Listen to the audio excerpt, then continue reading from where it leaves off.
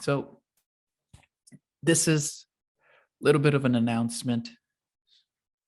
So before the new year, we saw NJThrives Thursdays and NJThrives Tuesdays.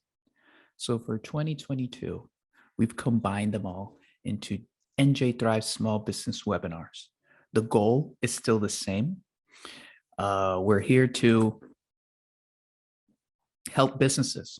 We want to help you start a business. We want to help you grow your business and thrive.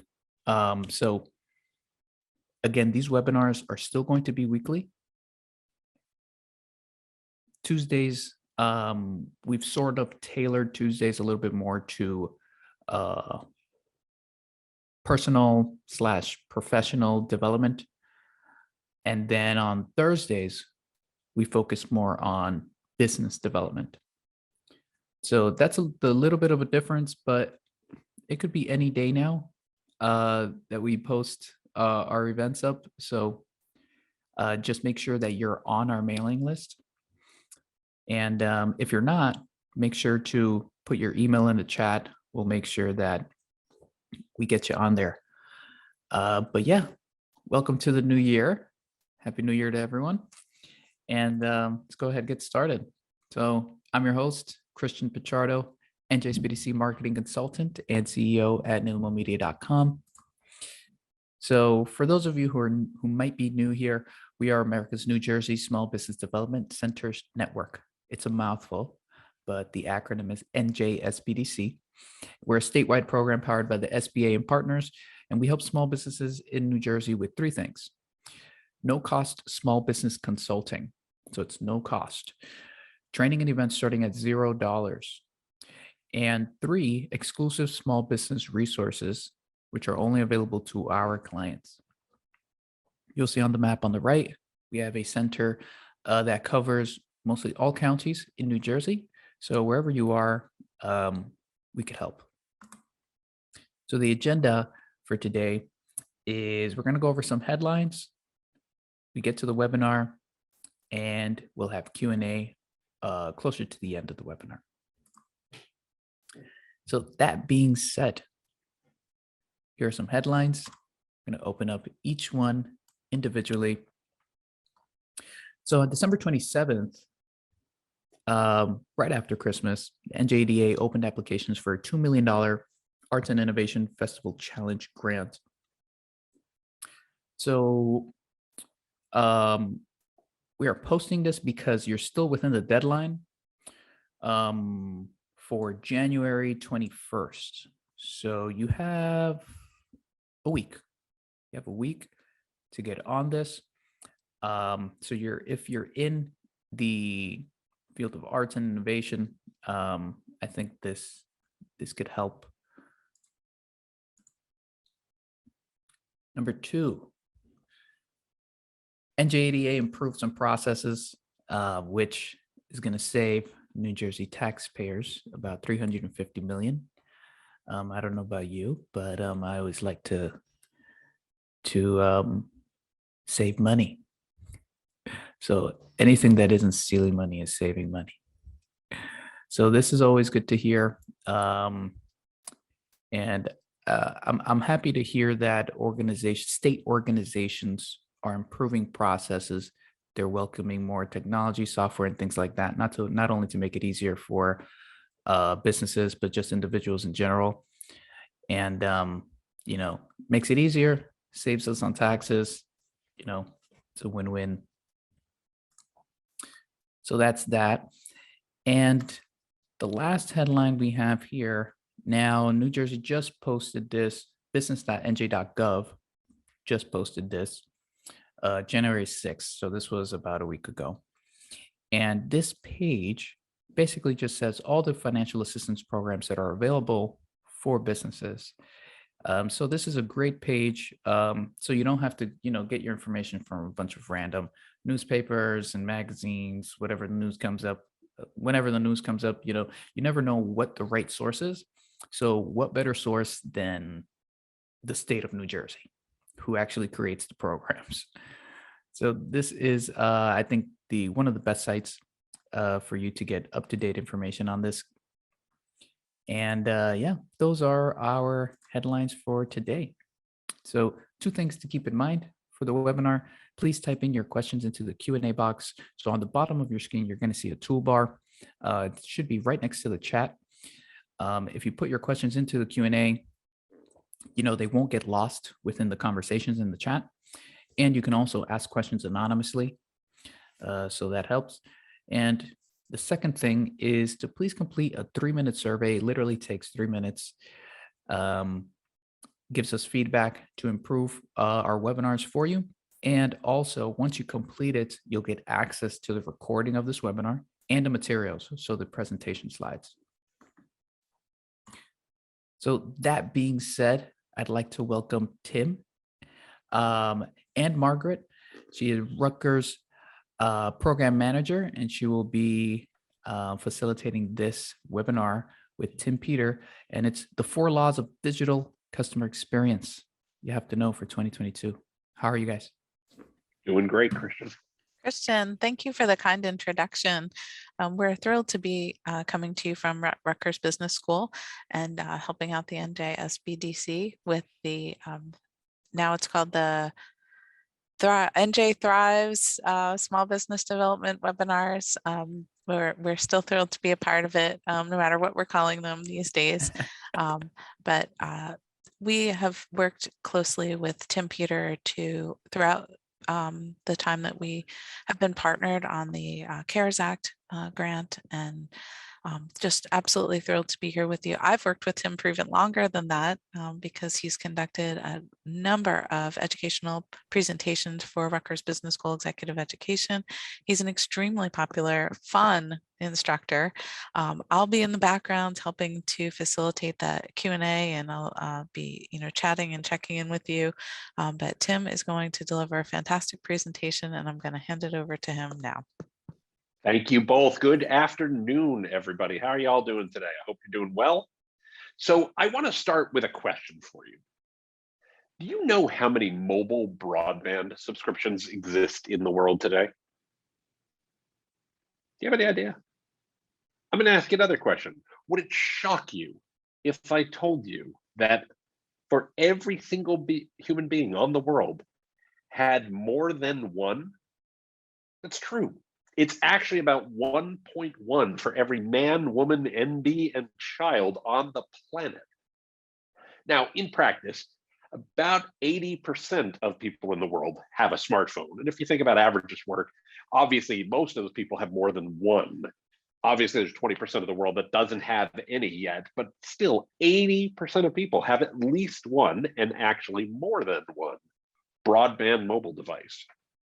Your customers are online constantly. They're changing the rules of business. They're changing the rules of customer expectations. And in fact, they're changing the rules so much that effectively they are the law right now. And so if you want to create the right kinds of experiences that your customers expect, you have to follow the law. So that's what we're going to talk about today. We're going to talk about what are these laws and how can you use them to grow your business, satisfy your customers, and make yourself more successful throughout the rest of this year. Now, the first one is really simple, and it's really based on what we just talked about. And that is that customers are in charge.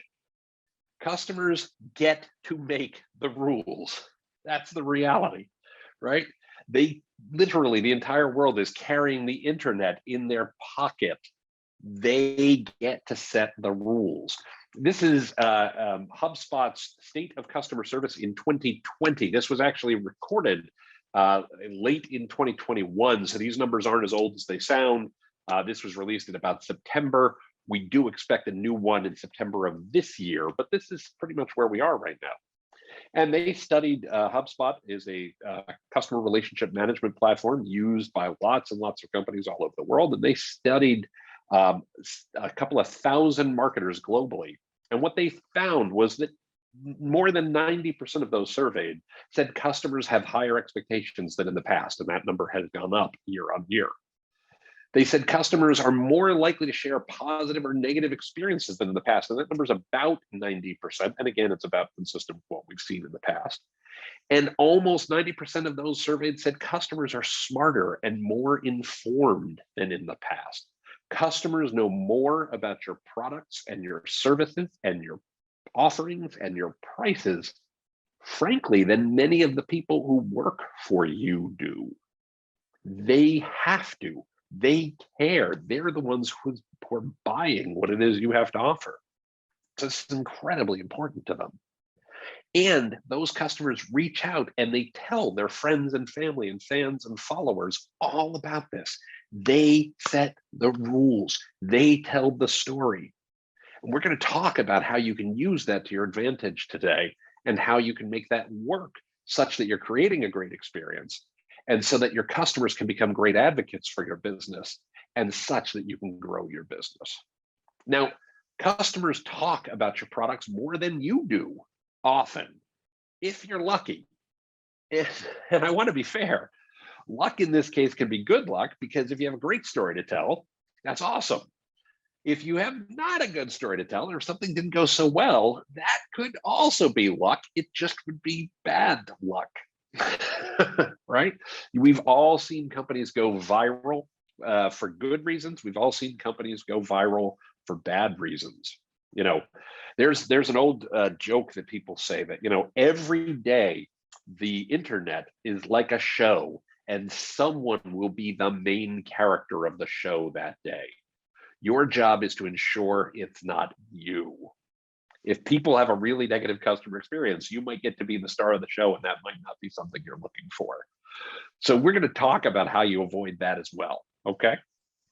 Now, in terms of the fact that people talk about this, they're talking constantly. Again, we've got, what, 7 billion people on the planet. 80% of them have a mobile device. They're connecting with their friends and family and fans and followers on social media, in blogs, in videos, etc. That's too much content to get your head around. So I thought, what if we break it down to just 1 minute?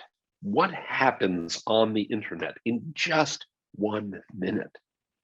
And the answer is, well, there are over 4 million search queries conducted on Google every minute of every day. There are over 213 million emails sent.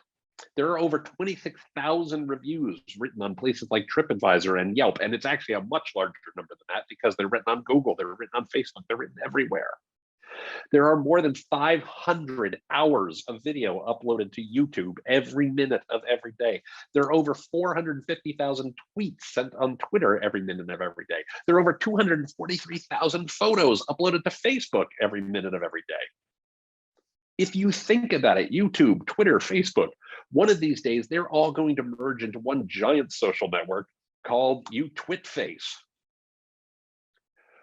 We definitely want to make sure that we don't necessarily end up in the bad way. We want people, when they talk about us on UTwitface, to say really great things about us. And we want to make sure that if they don't have a great experience, that they don't put us on UTwitface to talk about what a terrible time they had. So there's a very simple formula that I want you to take away. It's one of the most important things you're going to hear today. There's a very simple formula that you need to keep in mind to stay off UTwitface, and it is this. It is that when you want to create a great customer experience for your customers using digital, using the internet, there are 3 things you must do. The first is you must be there. Your customers carry the internet in their pocket with them everywhere they go, all day, every day. They need to be able to find you. They need to be able to get the answers to the questions. You must be there. The second thing you must do is you must be useful. People have lots of things they need to get done. They don't want to have to waste their time. They need to get the help that they need. And if they can't find the answer that they need, they're going to go to your competitors. They're going to go across the street or click one more link to find the answer that they need. So you must be useful. And the third thing you got to do is you must be quick. I don't know about you, you're carving out an hour of your day to be here with us today, for which I am so appreciative. It means so much to me because I get how busy you are. You have so much you must do in a given day. You don't have time to spend an entire afternoon having this conversation. You're taking time at lunch for an hour, and then you got to get back to what you're doing. Your customers are doing what they do when they pick up their kids from soccer practice or after school. They're doing what they do while they're going to visit someone who, might be in the hospital. They're doing what they do between meetings if you sell to businesses. You got to be quick. You've got to be quick, or else they're going to skip to someone else who is. So remember, be there, be useful, be quick. Now, what we're going to talk about from this point forward are the remaining laws that help you be there, be useful, be quick. And the second law of digital for 2022 that you have to remember is that content is, was, and always shall be king. You can't be there without content. You cannot answer your customers' questions. You can't be useful without content. They have challenges. They have things they need the answer to. Content is how you're going to answer those questions. If you're like a lot of business owners, if you think about it, you might have to create a new piece of content every week. And let's say you make $50,000 a year. I'm just making this up. And let's say that it takes you a week's worth of time to create each new piece of content that you put up, right? Whether it's you or whether it's somebody else on your team.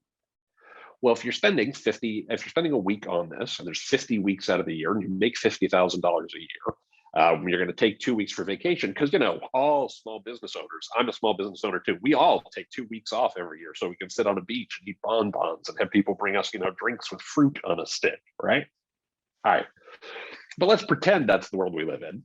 If you're making $50,000 a year and you're taking those 2 weeks off, then that means you work 50 weeks. 50 grand divided by 50 weeks means it costs $1,000 a week of your time to make one piece of content. Now you might look at that and go, oh my gosh, $1,000 for a piece of content, that's incredibly expensive, right? I can see how people would look at it that way. I want to tell you, it's actually unbelievably cheap.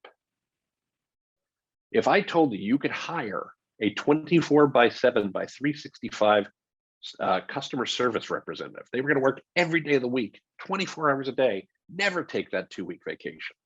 And they were going to work for you for 2 or 3 years easily. And you only had to pay them one time $1,000. You would be falling all over yourself to sign up that customer service rep. If I told you were going to hire a salesperson who was going to work 52 weeks out of the year, 7 days a week, 365 days, you would say absolutely. And they were only going to cost you $1,000. You would say absolutely. How do I sign up and do this? Right? That's what your content is. It is your 24/7 by 365 customer service representative. It is your 24/7 by 365 salesperson. It is the way that you are there and that you are useful to your customers. So you must have content that supports them. Now, to do that, you have to have a place to define that content. This is kind of foundational. For some of you, this might be really obvious, but I just want to get it out of the way because I want to make sure those of you for whom this is new, you are aware of this. There are 2 types of customers we tend to talk about. There are more than this, but to make it simple, there are 2 we tend to refer to. One is if you sell to consumers. You sell to the average person on the street who just wants to buy your product, because you're in apparel, you're in what were some of the examples we saw here? You sell art, you sell menswear, you do interior decorating. You're selling to consumers. You're selling to people who just ordinary folks who need something. So you have to have a place for your content to live. The first place it has to live is you have to have your own website.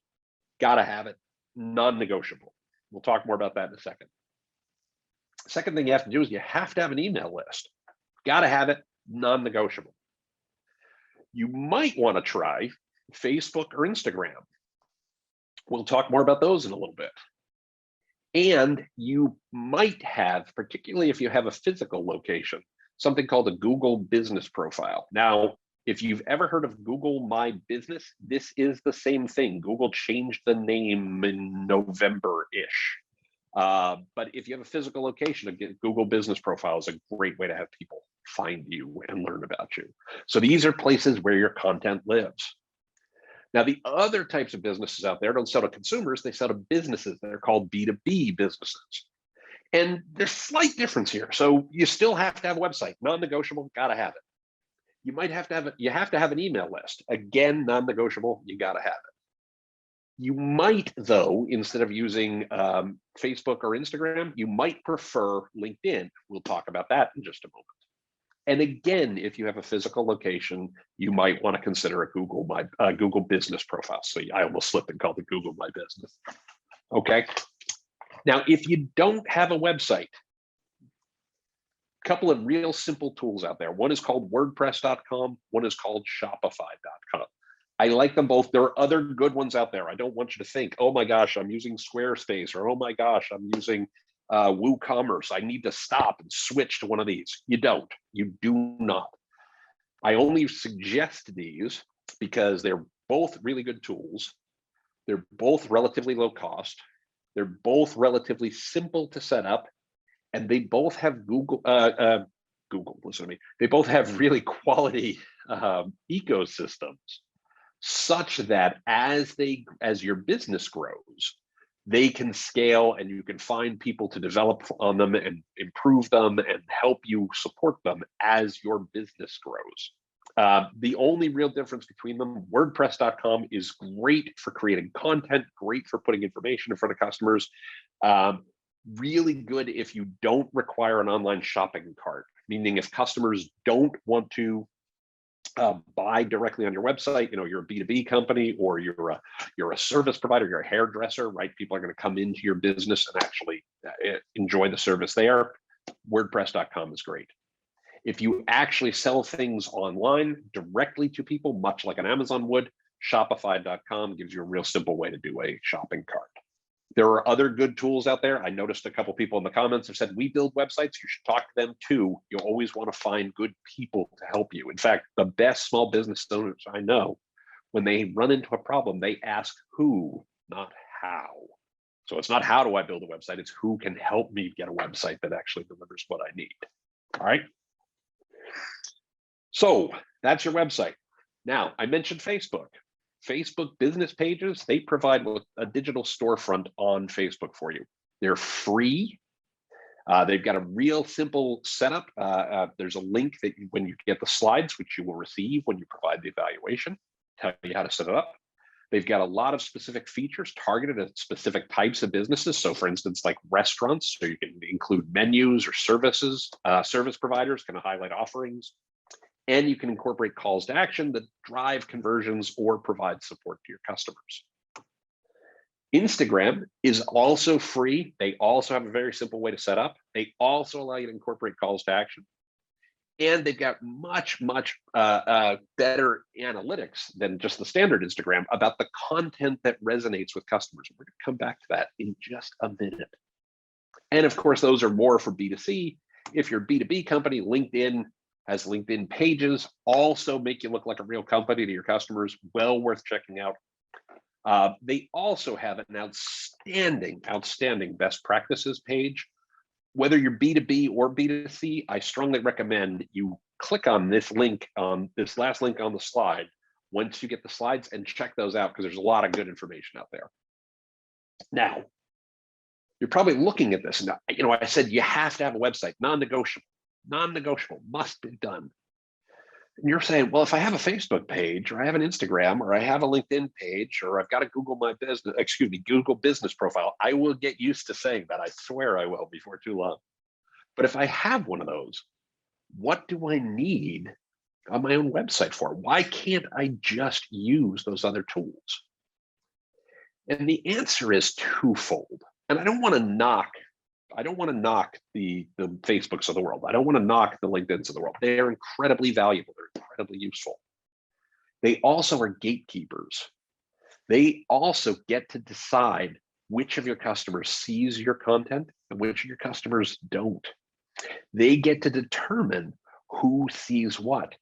Jeff Bezos, who former CEO of Amazon and now a current space cowboy, has said, your margin is my opportunity. They're using the information that they gather around how customers interact with you to make business decisions about how to direct those customers to what Amazon does, or Google does this with what Google does, and Facebook does it with what Facebook does. That's not evil, that's their business. So you want to use these folks, but you don't want to rely on them exclusively. There's an old expression, don't build your brand on rented land. Nothing wrong with having rented land to find customers. Nothing wrong with having rented land to reach customers you've never reached before. Nothing wrong with learning from these tools and learning best practices from them. But if you're entirely dependent on them, you've got a landlord who can change the rules on you at any time, and then you can find yourself in a much worse position. Okay, so when you're thinking of the who, not the how, this is a how, but it might not be the who you want to use exclusively. Okay, any questions about any of that before I move on? Hey, Tim, we've only had a couple questions come into the Q&A so far. And just to reiterate something that was posted at the very beginning, we are recording the session, and people will have an opportunity to see that recording, and they'll also get a chance to get another view of your presentation, and they have to do all that after they complete the post-session survey. But I'll remind everyone that they can use the Q&A box to send questions, and I'll be monitoring for them throughout the presentation. We don't have to wait exclusively until the Q&A period at the very end. Definitely send them in as you think of them. It helps guide me in the right direction with what you all want to hear. Make this the most useful as possible for you. All right, so we've covered 2 of the laws already, right? Law number 1, your customer's in charge. Law number 2, content is king. Law number 3, customer experience is queen. Now, I don't know about you, but in my universe, the king and the queen are equal, right? There's no hierarchy here. They are both equal. Customers run the show. And if we don't, I feel I want to throw in a line here. It's not going to work, but who run the world? Customers, right? Customer experience is queen. The customer experience gets to decide what story people tell about your brand. When we think about a brand, historically, we think about it in terms of what we tell customers, but that's not true. Customer experience, or brand rather, is what you say plus what customers experience. Think about it. If I told you my business was the biggest, most successful business in the entire world, we work with the largest companies, we provide nonstop service 24/7 by 365, and you pulled into the parking lot of my business and it was, a trailer up on blocks with the door locked and shabby and run down, would that inspire trust that we actually are what we say? No, you'd think these folks are lying to us. And then what would they know about your brand? They'd know that you lied to them, right? If you say we're going to make it really, really easy, just call this 800 number and go through 12 phone tree prompts. Is that really easy? Of course not. So we need to remember that what customers experience is what builds our brand, right? So you have to think about, how do we make sure we're providing an experience that actually mirrors what we say about our brand to build that brand for the long term? Now, I mentioned before that, how do you win? You got to be there, you got to be useful, you got to be quick.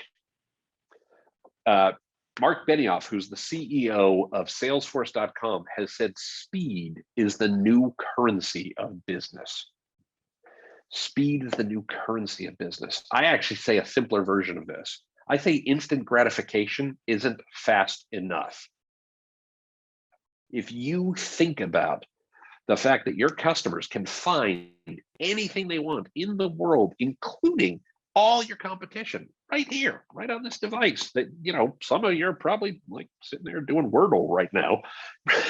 You got this thing in your hand.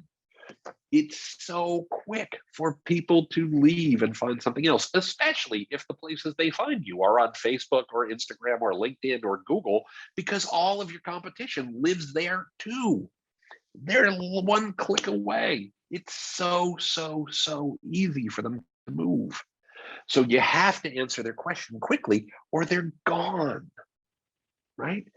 And when they go, what are they going to tell people about? They're going to tell people about the experience they had, either positive or negative. Your customers are your secret sales force. I don't know if you know this, but customers and reviews tell a powerful story about your business and your brand.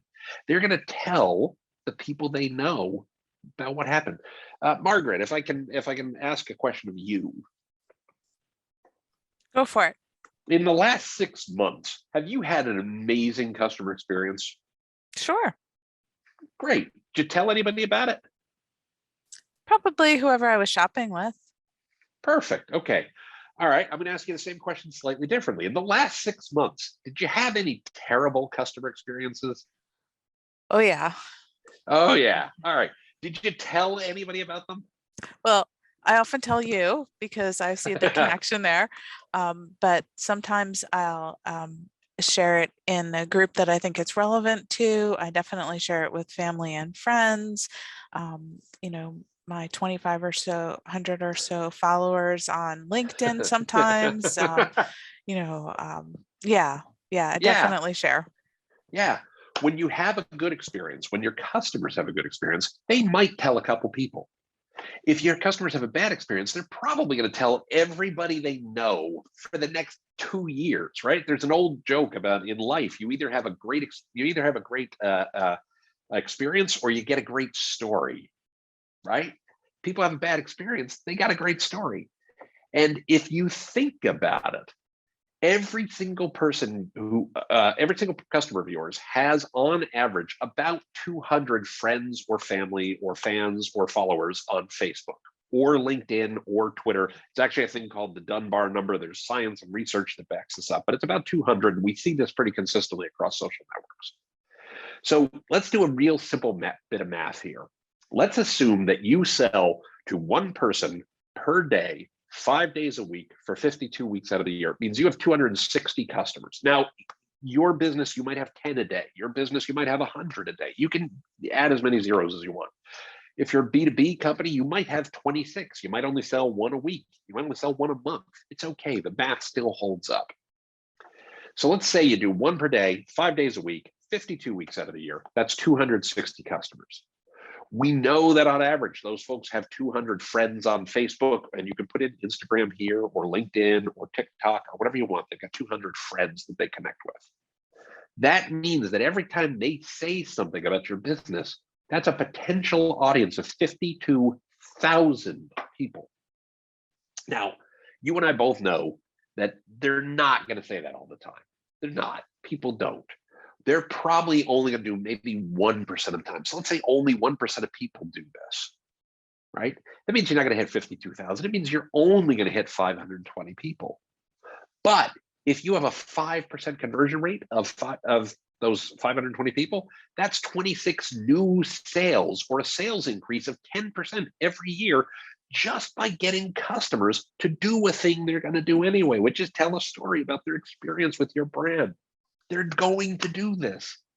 This is why customer experience is queen, because we're putting these folks to work for your business to reach people and tell them what a great experience they had with your product.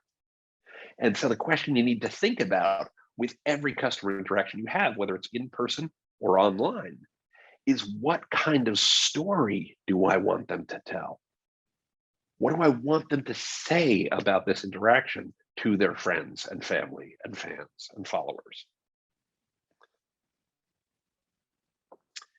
Now, you can use lots of different tools to understand what your customers say. What do they say on Facebook? What are the messages that they have there? Facebook actually provides tools that show you what people are saying. And in fact, we know that about 90% of all people look for how you respond to those messages as a sign of, are you engaged? In fact, this is the funny part about reviews that you need to think about, or messages that you get on Facebook, messages you get on Instagram, reviews you get on Google.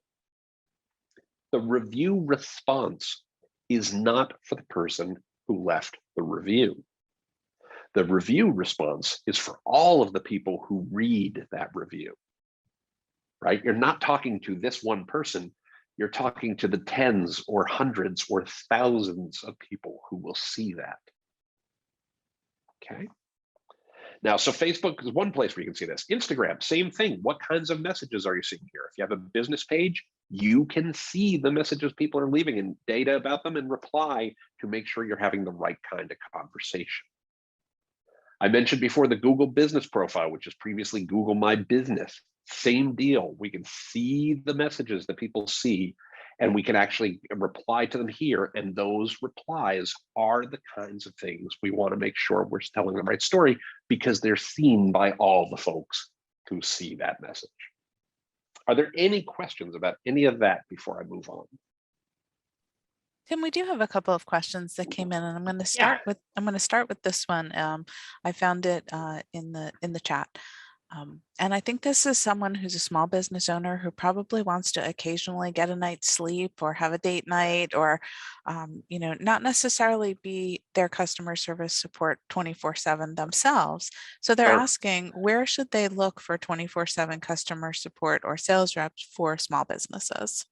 Sure. Okay. So first thing first, make sure your website is that, because you're not necessarily going to hire people for 24 hours a day, 7 days a week, 365 days out of the year.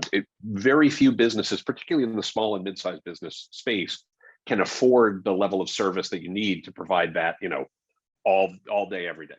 So we need to think about what are the most common questions our customers have, and does our website, does our web presence, whether it's on Facebook, Instagram, LinkedIn, et cetera, answer the questions we know we're going to get asked all the time. I mean this with no disrespect to anybody. I cannot tell you how frequent it is. I work with a business. They know all the questions that their customer service folks, or they, the business owner, get asked constantly. And you ask them where it is on their website, and they say, oh yeah, we never put that up there. Like, it happens constantly. So first thing first, make sure your website, make sure your Facebook page, make sure your Instagram page, make sure your LinkedIn page, make sure your Google Business Profile answers the questions you always get asked. So that's the first one. The second one is LinkedIn is a great hiring tool and has some fantastic tools to help you hire.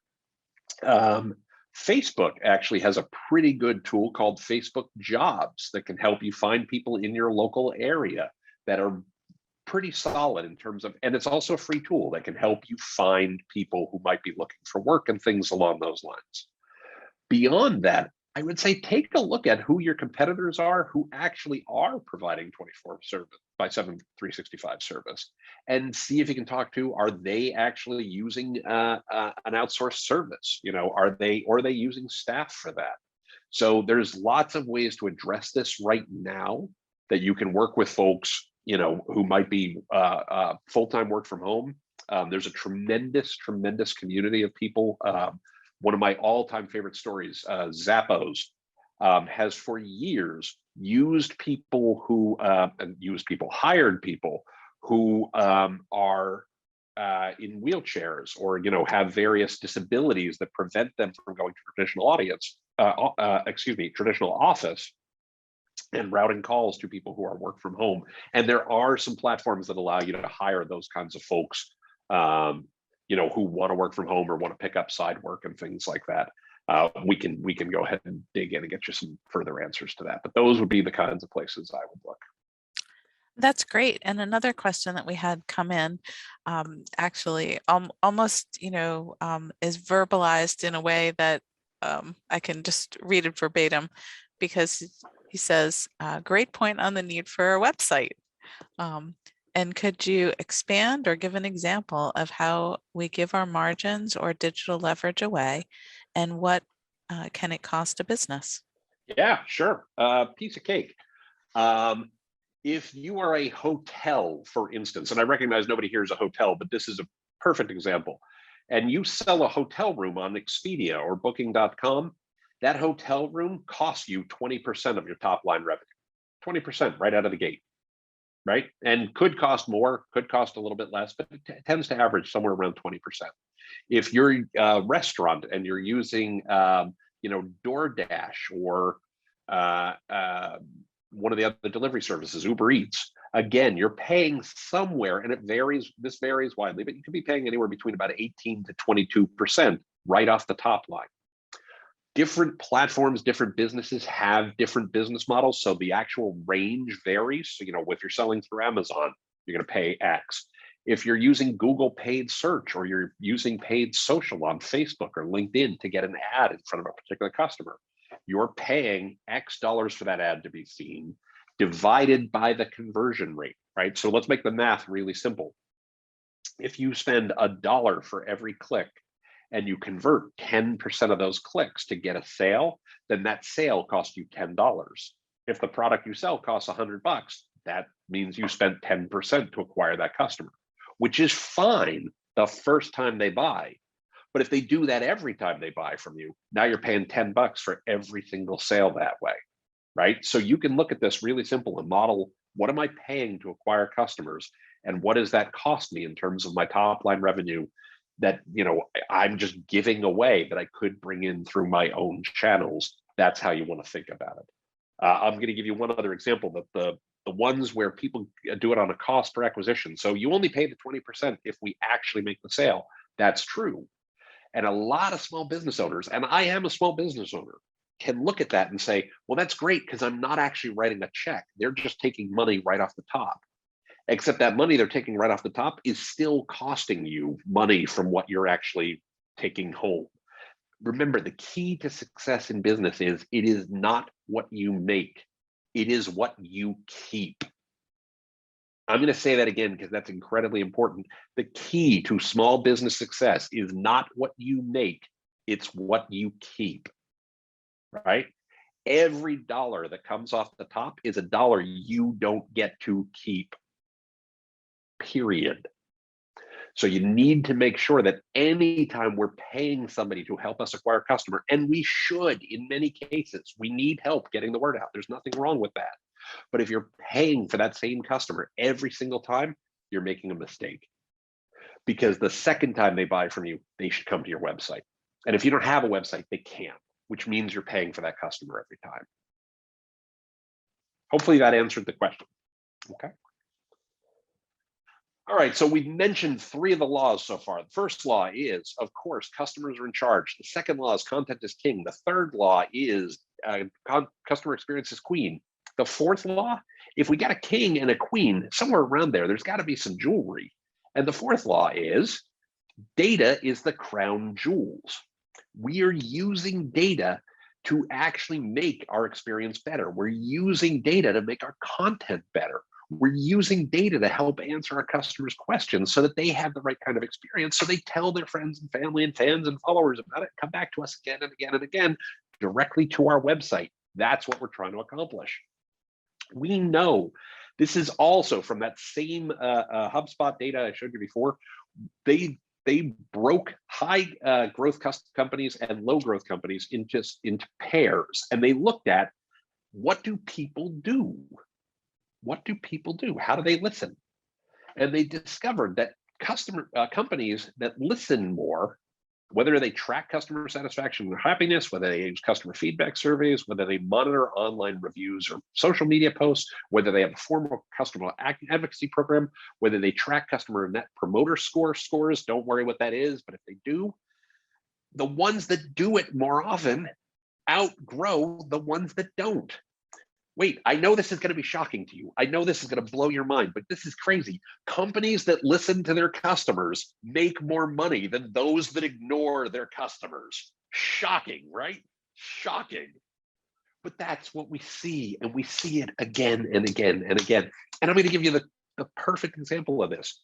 Do you know that in Q3 of last year, they haven't reported their Q4 numbers yet, but in Q3 of last year, Google made $65 billion in revenue. 65 billion with a B. That's a lot of money, right? 665 billion is so much, it's too hard to get our head around. It is $712 million every single day. It is $30 million every hour. During the time that we have been sitting here doing this webinar, Google will take in revenue $30 million. I'd be happy to have that, in an afternoon. Okay, that's still a big number to get your head around. They make $494,000 every minute, right? It's crazy, crazy. So the question you have to think is, how did they do that? Well, it's very simple. It's very simple. They know what customers want. Literally, customers come to them and tell them right here in this little box every minute of every day to the tune of 4 million search queries. Sorry, I need to update that slide. 4 million search queries. Are you listening to what your customers are asking you? So we're going to use this data. There's a tool called Google Search Console. If you have a website, you need to set up Google Search Console for that website, because it will tell you, here's the search terms that customers are searching for that we show up for. It literally will show you the questions that are important. Here's some for my business. And I realize this is very small on the screen so much that I can't see it. But look, digital marketing consulting services, hotel marketing strategy, online marketing consulting, digital marketing consultant. What do you think the customers who want me are asking about? There it is right there. You can see, what are people asking about for you, and are we answering those questions? You also can look at your own website search data. Your website, if you have one, has a search engine, or it should, because we know that the people who search are more likely to buy. The reason we know that, by the way, is it's not that they're buying because they're searching, it's that they want to buy and they're searching because they want the answer. So you really want to listen to these people. Hugely, hugely important.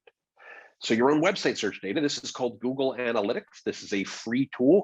Google Search Console is a free tool. They allow you to learn what's important to your customers so that you can answer the questions that they have. There's a tool called Google Alerts. Another good tool. This one's not super powerful, but it's free. And so you can just say, I want to set up an alert. I've done one here for my name. We go ahead and say, I want to create this alert. You get an email every day or once a week with what are people searching for, where your name showed up, or where did your name show up online. If you want to spend a little bit of money, there's a tool called BuzzSumo that I like a lot that does social media monitoring and monitors search activity. And there are lots of other tools out there, Mention, Scoopit, Sprout Social, Social Animal, Octopost, all good stuff. Octopost, by the way, is especially good for B2B companies. So I think those are all really good. Some of these are less expensive, some of these are more expensive. So you have to look and see which ones, fit your specific needs. All right. But we want to use this data so that we can create better experiences, and so that we can create better content, and so that we can tie this all together to show that what we're doing actually demonstrates our bottom line. Because remember, it's not what you make, it's what you keep. All right, are there any questions about that before I show what it looks like when you put this all together?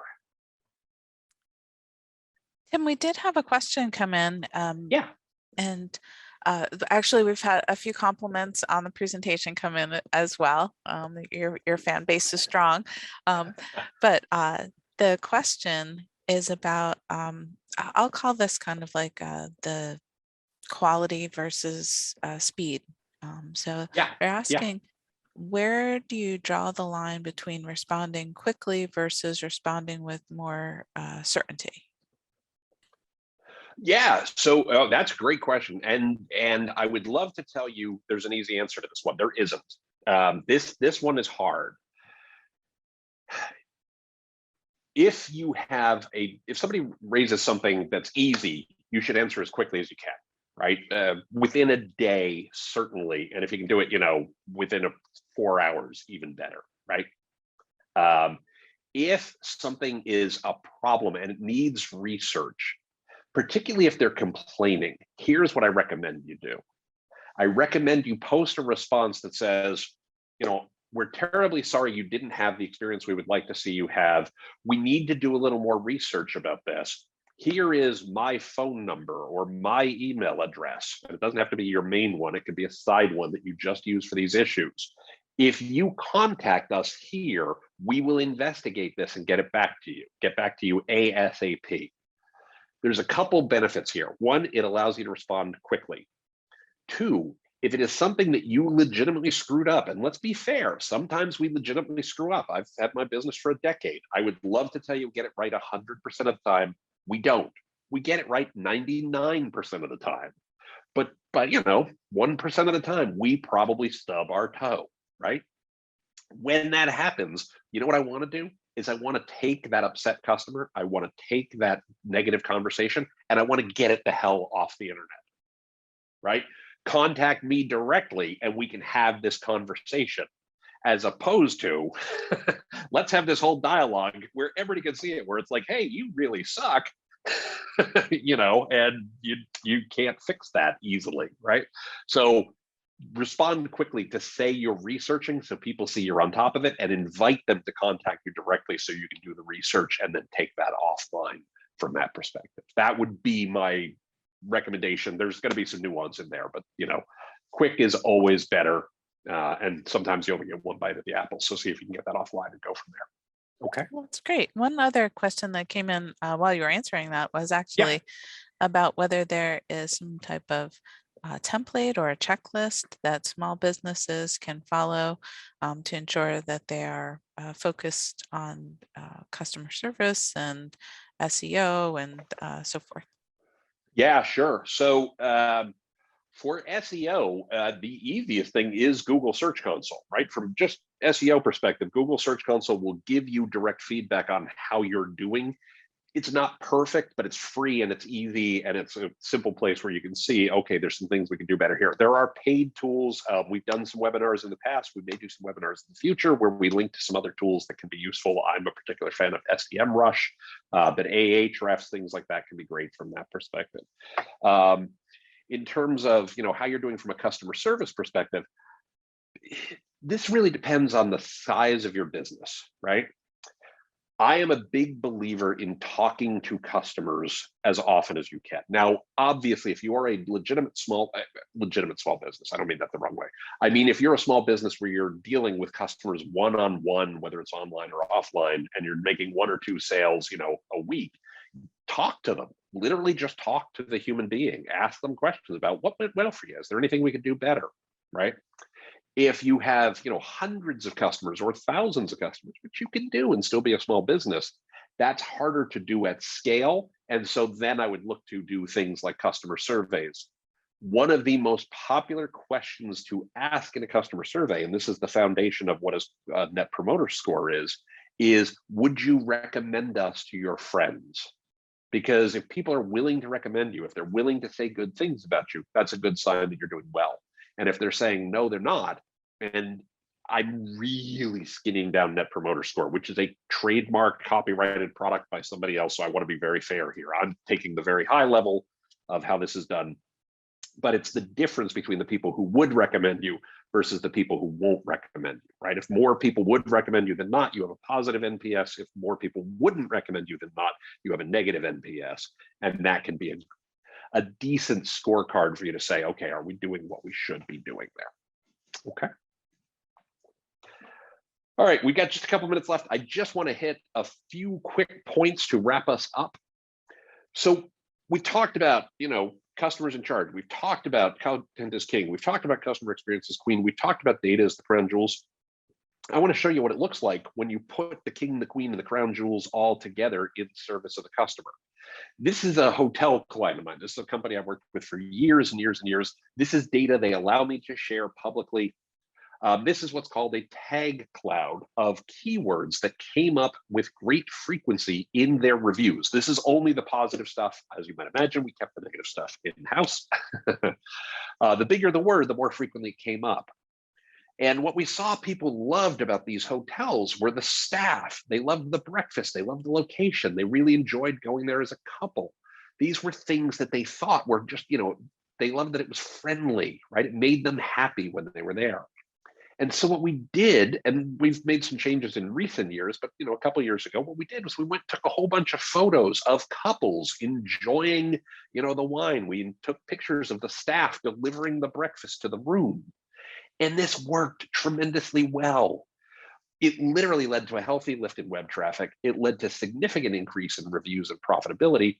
And they got higher ratings on key social rating and review sites. Now, why'd they get higher ratings? Because we set an example of what people should expect. We didn't talk about the things that we didn't do well. We only talked about the things that we did do well. We showed that and people said, this is great. And they liked it. And then we attracted the guests who were looking for those things. Another example of what you can use is you can use testimonials.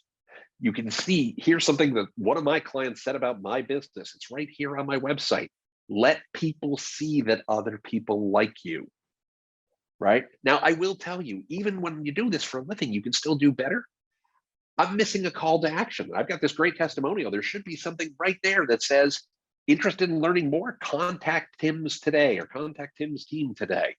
That's what you need to think about, is how do we turn service into sales so that we can grow our business? If people say great things about you, ask them to buy, okay?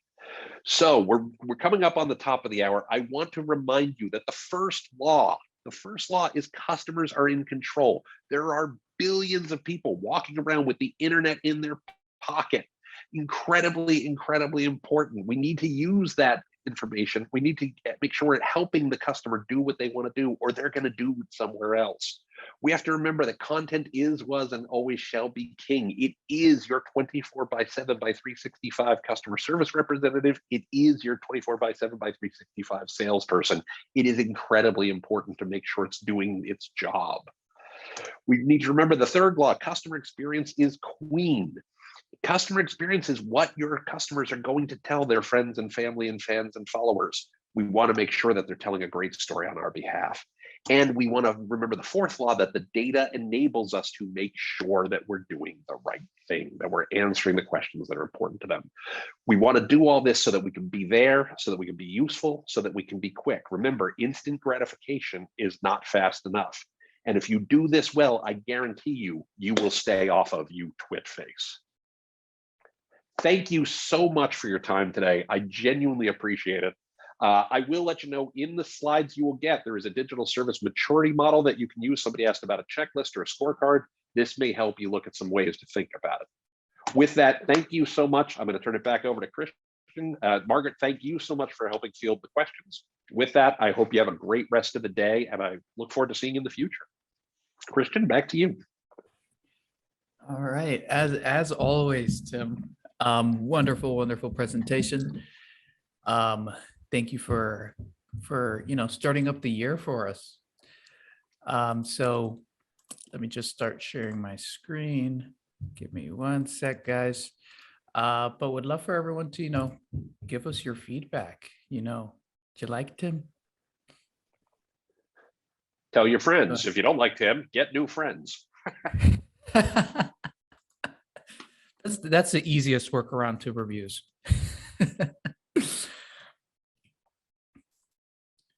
All right, sorry about that, guys. A little bit of technical difficulties.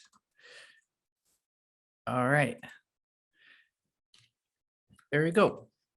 So next week, everyone, we're going to have Karen Doyle. She is a new speaker with us. She is a senior content writer at Hiscox USA, and she's going to help us understand how to manage risk for small businesses. So it'll be a little bit more than just business insurance. We're going to learn how to pick and choose what kind of risks are better to take as a business. So you'll find out all about that next week. And as always, the NJSBDC, we've helped over 13,000. I think this past year, we've gone over to 14,000. So we've helped a lot of small businesses. No cost small business consulting, training and events starting at $0, exclusive small business resources. If you take out your smartphone, point your camera to the QR code to the right of your screen, and you'll get to a page with a ton of links.